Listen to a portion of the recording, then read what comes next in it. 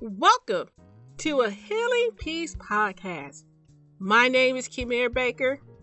I am an overcomer. I am very passionate about helping others to achieve an abundant life fueled by spiritual principles and emotional balance. In this podcast series, we delve into spiritual self-care. Yes, we will explore exercising our minds and bodies, but more importantly, we will discuss strengthening our inner being, embracing God's love, and being filled by the fullness of God. As you take this journey with us, we want to inspire possessing your authentic selves and happiness. Welcome back, family. I have a question for you. Have you ever had an experience where you felt attacked? In this attack, you thought to yourself, what did I do wrong to deserve this treatment? Ladies, I have asked this question many times in my relationships with people. I may call up a friend to share my day, but instead of receiving positive feedback, I am being attacked.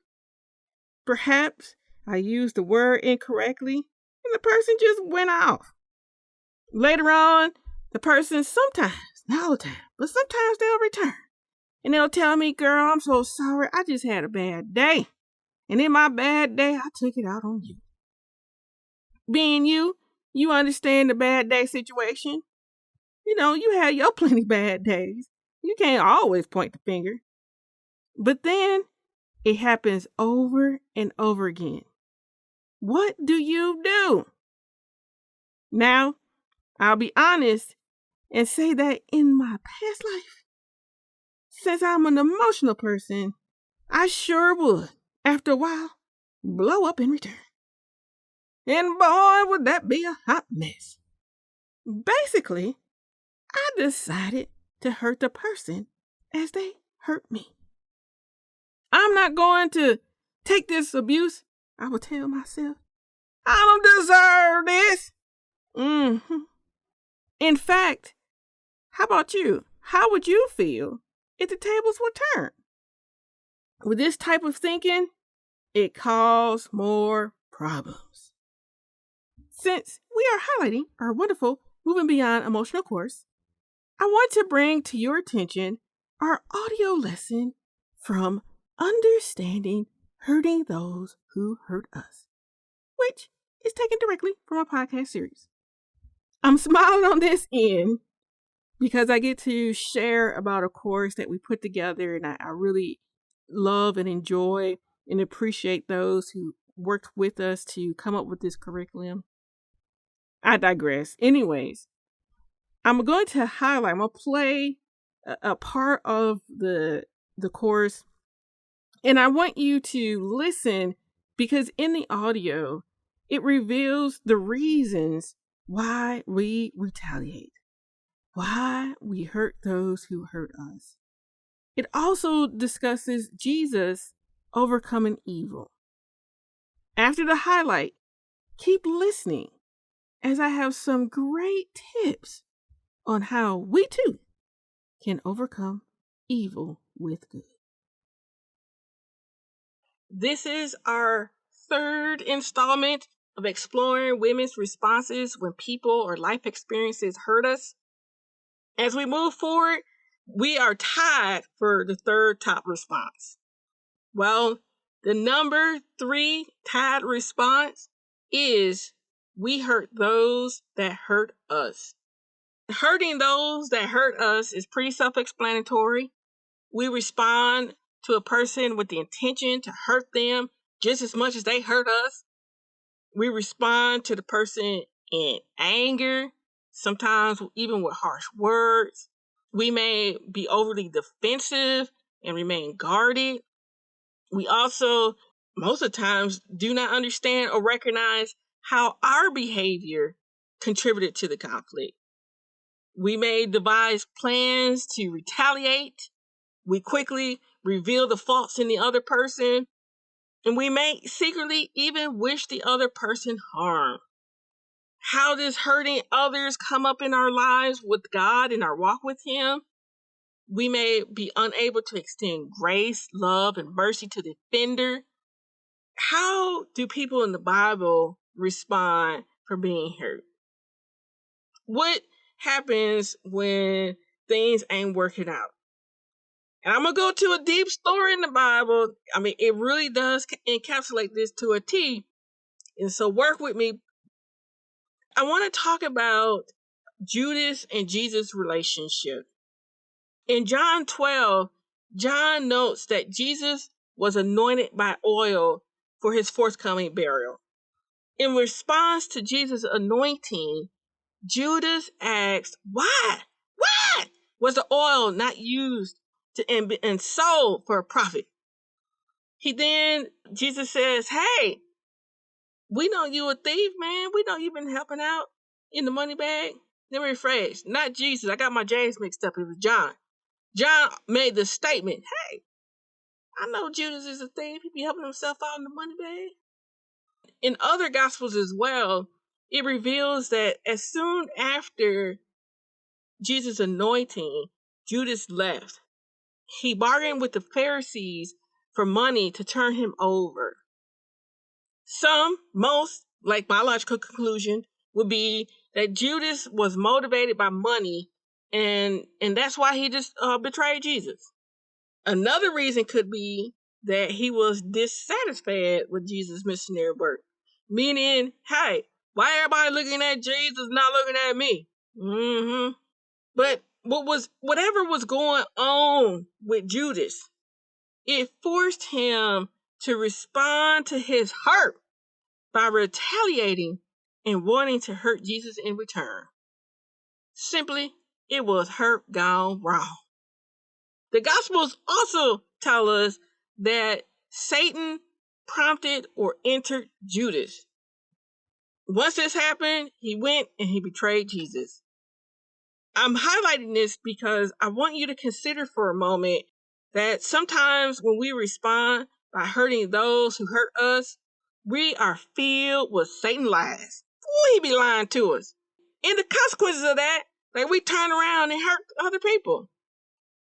And I can only assume that Judas probably didn't think that his actions would lead to Jesus' death. This is my thought process.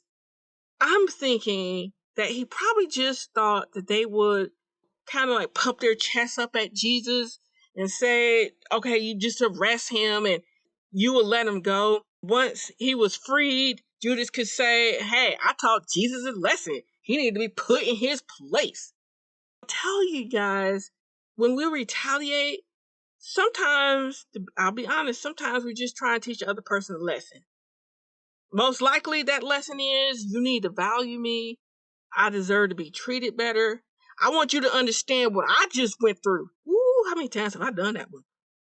But in our retaliation, in us hurting them just like they hurt us, sometimes we don't fully grasp the intent or the magnitude of the pain that they're about to experience. Judas, he did eventually realize the full impact of his actions. He became remorse to the point that he committed suicide. Judas' response to hurt cost him and Jesus their lives. Let's look at Jesus' response to Judas, though.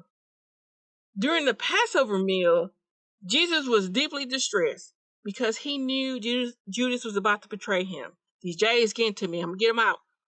Jesus vocalized that, man, you about to betray me. In his vocalization, he didn't lash out or insult Judas. In fact, the other disciples were so clueless to who was really going to betray him because Jesus still exemplified and gave love to Judas. Jesus, he was really just being righteous. Even though he knew this hurt was coming, he still was able to interact with Judas in a way that was loving and righteous. To the point that Judas even kissed him. And how did Jesus respond? He called him friend. Can you imagine? I'm being betrayed by a kiss and I'm still going to call you friend. Whew. Jesus is the man. But I bring this up because even though Jesus was hurt, he didn't lash out or harm Judas. Instead, we see Jesus extending grace, love, and mercy. He distinguished hostility by just responding humbly. Ooh, that's not a tough one. As I shared this with Jesus and Judas, there's always a way that we can respond in dealing with hurt. Unfortunately, when we're consumed with hurting those who hurt us, we're not fully aware of how much that retaliation does more harm. What great information in this audio lesson. I did not play the whole lesson. Please go to ahealingpeace.com/mbh-course. And as I said, I was like, that may be a little difficult. So to make it easier, just go to our website. In the menu, there's a resource element of our menu. Select that, and in the drop down, you will see online course. Go ahead, click it, sign up for it, spend time delving into why we respond this way, but more importantly, delve into some steps and strategies for having healthier responses. While you're there, go ahead, listen to the whole audio.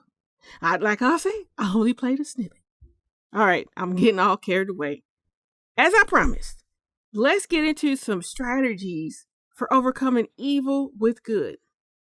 In the replay, you heard how Jesus responded to Judas' evil behavior. To be honest, I am not at all confident that I would have had the same restraint. I would not be able to call Judas my friend. No, I wouldn't. But Jesus, being Jesus, he had such a different response. He responded with kindness, grace, forgivingness, calmness. Yeah, like I said, I'm a tad bit emotional. Unfortunately, that's not always my first response. Again, I digress. But more importantly, Jesus responded with humility. In his humility, he was able to diffuse a hostile situation. How can we mimic Jesus' character in our situations where there are people who are lashing out at us emotionally and hurting us? The first tip number 1, is to take a time out to diffuse hostility. Now, as I stated before, I'm not to Jesus' level. That's, why I'm here learning and growing. We're doing it together. And sometimes being that calm and collective is not my first response. But if I take my time out and I go and spend some time and say, hey, let me recoup, let my emotions not get the best of me, then I can get to a place where I can respond like Jesus. So again, tip number 1 to diffuse a hostile situation is take your time out. Pause.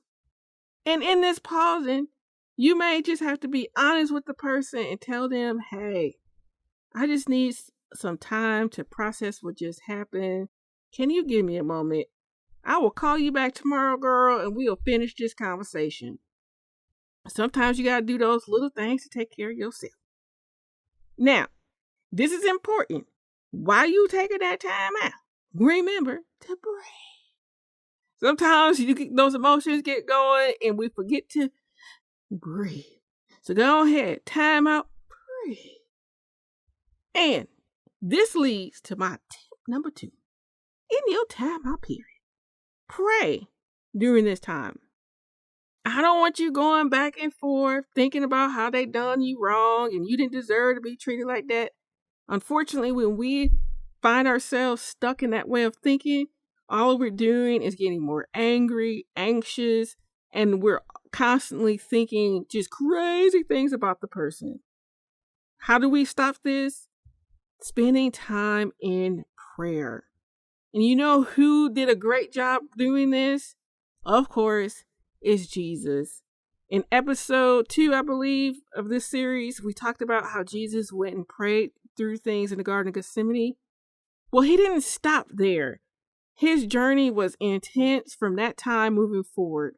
And one of the things that he did as he was going to the cross and he was being treated poorly and people was beating him, just crazy stuff, that in that moment, or one of those moments, he took the time out to pray for those who were hurting him. In Luke 23, verse 34, you see Jesus praying and asking God to forgive them because they do not know what they are doing. What a powerful prayer. Oh, forgive them, Lord. They don't know what they're doing, acting the fool. They don't know. And so in your prayer times, pray through that. Pray through them understanding what their behavior is with God. But in that, praying for forgiveness, that you're able to extend that same level of compassion and forgiveness. And one of the ways that we're able to forgive and extend that is praying through our emotions, especially anger. Yes, I can get a little hot-headed. Yes, I can. But while I'm praying through my emotions, while I'm asking God for his assistance, God works wonderfully. He helps. He calms me down. And he helps me just to think a little bit more clearly about what's going on. So you guys, I'm going to repeat. Tip number 2 is pray through. All right. Tip number 3. And this is a good one too. Focus on the good versus the bad. Remember how in episode 2, we talked about having a gratitude list? Yes. And focusing on the good, you may need to go back to that gratitude list. This time, though, I want you to jot down good things about the person you are having a conflict with. I'll tell you this, I've done this many times because sometimes it'll be hard and you just want to, But when I can take that time out and think through who this person is, it reminds me that this is not always their behavior. That sometimes, again, that bad day happens and, we all kind of get heated.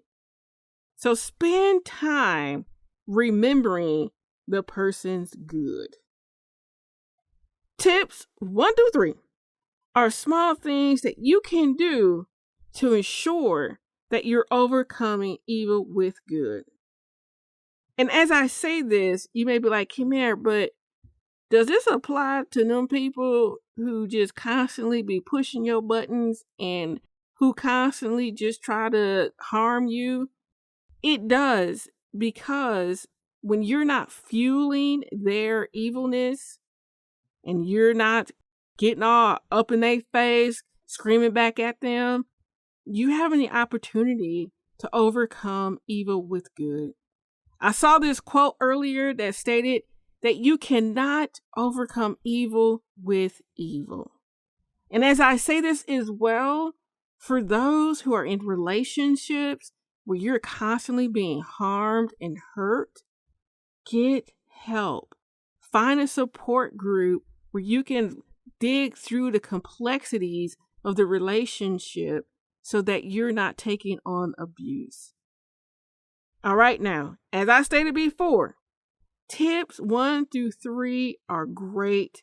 They're moments or tips rather that allows you to take care of your emotional wholeness and your emotional wellness. So, again, tips 1 through 3, go ahead, get them done. But also, I have a question for you. As you're listening to these tips 1, 2, 3, have you thought, sometimes I just need more help. Sometimes I require just a little bit more accountability to do this on a consistent basis. I totally got you. Because recently I've been working with my little COVID weight and I haven't been doing a good job. And finally someone's like, hey, I want to be in your life and help you through it and support you. And whoa, does that do something good? It definitely helps and it keeps me going because it's so easy to fall back into my patterns. Why do I say this? Well, of course, I'm about to share once more of our interactive faith-based online workshop. This February 16th to be exact, 7 p.m. CST time, we're going to have an evening where we're just talking about praying and journaling, and in this process, discovering more about ourselves, working through our emotional healing, building our confidence. Who doesn't want all these great things? That's what I'm saying. So please come spend time with us February 16th. Go to ahealingpeace.com/register. Sign up. Meet us. I want to see you guys. And as you do, I know that together we can continue to build a great community and support each other during our journeys. Go ahead, register. Also, I'm going to throw out there, if you're listening to us, please subscribe to our channel, leave us a review, and most importantly, because we need this the most, partner with us by sharing us with your friends. Let them know that we're putting out this great content to empower, to encourage, to strengthen. Please partner with us. We need your help. All right, now, so I'm not belaboring everything, going back and forth 50 times. Come back next week. We got more encouragement for you. I'm quite excited about the segment that's coming up. See you next time.